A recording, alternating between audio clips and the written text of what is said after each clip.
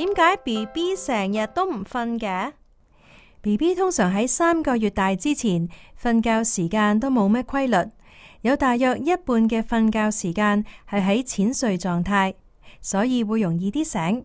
到咗3個月大之後，BB 開始夜晚瞓得耐啲，喺日頭相對瞓少咗，每次通常唔會多過3至5個鐘。另外，瞓覺多少亦都會因人而異㗎。點樣會令到佢易瞓啲呢？我哋要盡量俾 BB 有一個容易入睡嘅環境。除咗溫度要適中，着適量嘅衫同冚適量嘅被，最緊要就係幫佢學分日頭同夜晚。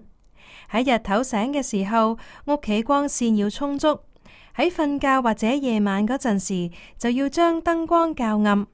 如果驚佢醒咗怕黑會喊，咁可以開盞燈仔。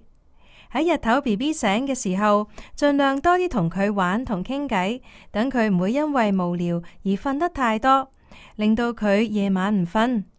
另外，等 BB 有睡意，例如睇到佢眼皮垂低，將頭或者面擦你嘅身或者打喊路嘅時候，先至俾佢瞓。咁夜晚就容易瞓得好啲啦。